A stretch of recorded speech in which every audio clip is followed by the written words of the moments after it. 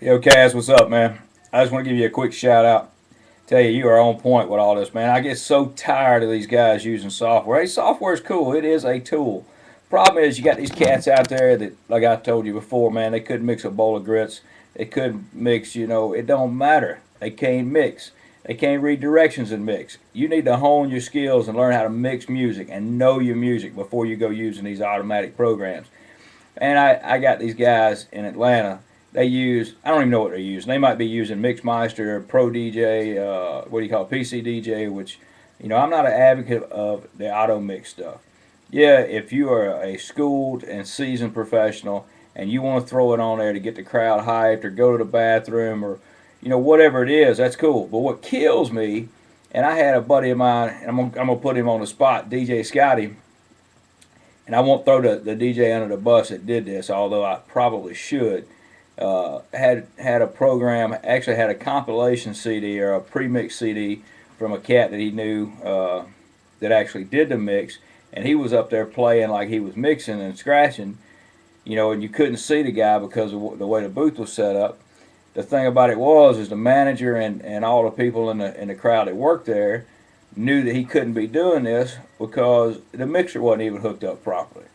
So that's kind of whacked out. But same thing with programs, man. I've seen guys put determined sets together. Which if you have a skit, and I've said it before, or a routine that you're doing that requires you to be out in the audience for participation, and you are running solo, then I understand that. But to sit down and throw a list together of all the songs that you want to play or you think you're going to play and let it roll, and whether you act like you're mixing or not, if you take no credit for mixing at the scene, or even if are doing sets that you pre-recorded, um, I just think that's lame because you don't. It doesn't matter. You might as well have a jukebox going because that predetermined set does not get the crowd's feel, the party's feel of what's going on at the moment.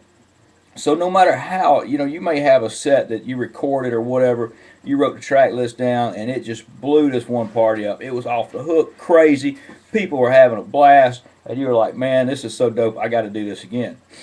Well, you may try to do that again, and guess what? The crowd's not feeling it. They are in a whole different zone. You're in a whole different zone, and it's going to flop like a fish out of water. It ain't going to be worth it.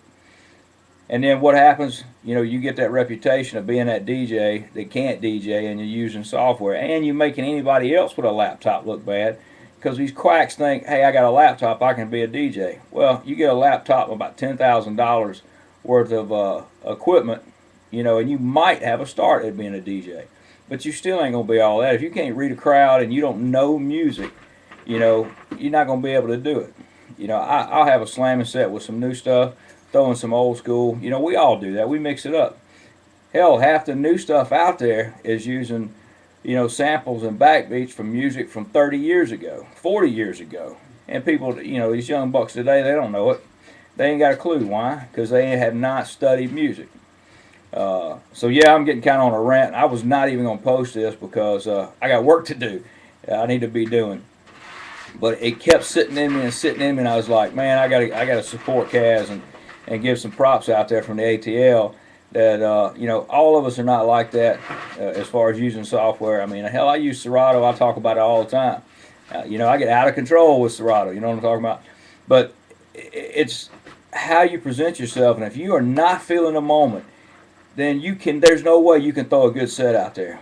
And the crowd knows when you're feeling it. I mean, I got people that come see me every weekend, and some weekends they just say, hey man, what's going on, JD? No big deal.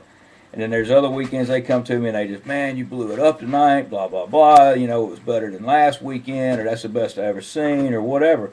And that's because everybody has better moments, than some others. I mean, yeah, I go out there and I try to give it my all, but there's some nights that you just get into music. You got a certain thing that's just rocking you, and you just throw a set together that's just out of this world. But if it was pre-recorded on Mixmeister or any other software, that's my little dog Annabelle in the background. I got to have her in the office with me. Little dog, she ain't little no more, 4 months and 50 pounds and still growing. But anyway, back to what I was saying. If you're throwing a set together, you know, that's banging because you're feeling it, you couldn't do that with Mixmaster. You got your predetermined set, and it gets stale after a while. And I know guys that go and just play the same thing over and over and over. You know, and I've got stuff that I really like to rock that just to me is like you almost can't play this song without playing that song behind it because the mix is so slamming and the energy's so banging that you got to put it out there. But you know, I find myself going, you know what, JD, you need to mix it up. Don't let people know what's coming up in anticipation. You know, blow their minds. You know, and I'll tell you something else. I do video. You know, 99% of the time I'm out mixing.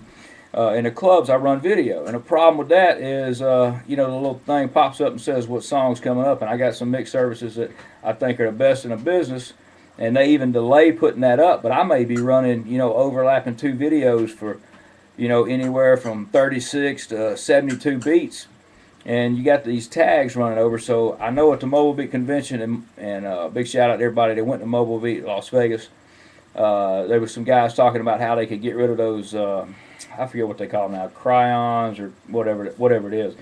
But if anybody knows what part of the meta tag or what you have to do in a file to get rid of the video tag that says what the song is, please hit me up and let me know, because I don't like guys being able to know what's coming up, you know, even though it's riding together, you know, for, like I said, hell, I may run two videos together for a minute and a half, dropping a bass track out of this one and overlapping a bass track. You know how it is. I ain't got to tell you. But anyway, back to what I was talking about. You're right on point, Cass. Mixmaster, brother. Guys, you shouldn't be using it. Know how to mix, know how to read your crowd, know how to get it from the heart and feel it and put it out there so that the crowd feels it. You know, it's just like you're an artist now. You're not just a jukebox. If you want to play jukebox, put a sign up there that says Human Jukebox, you know, $1 a song or whatever, and just get over it and be done with it. Anyway, that's my rant. I don't know if I said everything I wanted to say, because I'm just, you know, I'm ranting just like Cass. And brother, you know, do your thing, feel what you feel, keep rocking the parties and dropping them beats and doing, you know, what we do. And it's funny you say about being an old man. You know, I ain't no young buck no more, but I still rock a party all night long.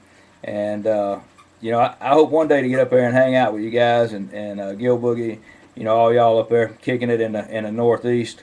But you know, a little high-tech redneck from ATL come up there and hang with you. I think it'd be a blast.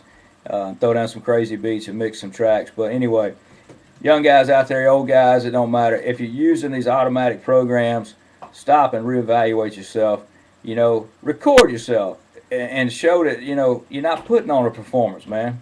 Look at yourself in the video and go, wow, you know, this is what the crowd sees. Some guy up there playing autoplay. So if you're going to be a push play, autoplay DJ, whatever, you're really discrediting yourself and the rest of us out there. Learn how to mix, learn how to do it, and play it from the heart, and feel those beats, and really rock a party. When you do that, and the party's jumping the beats that you're feeling, then you'll know what it's like to be a DJ that's got the party rocking. Anyway, I'm going to quit with my rant. Kaz, love to see your videos, guys. I hope to get some more out there. I keep saying that, but, you know, fortunately, I'm busy during the day, and I got, you know, parties that I rock in clubs Thursday, Friday, and Saturday, and I got to find some time to spend with my lovely wife. So anyway, that's enough. JD from the ATL Platinum Productions. Hope to see you guys out there bouncing around. Take care. And you know, I'm going to repeat what everybody does because I think it's the best put together thing out there. Practice and enjoy, because that's what it is all about, man. You practice, you'll enjoy the tunes and the beats. And I think DJ Bo's got to keep them moving. You know, it don't matter what you say, man. I'm like, just keep spinning and be real. Anyway, again, I'm out of here. Appreciate it, guys.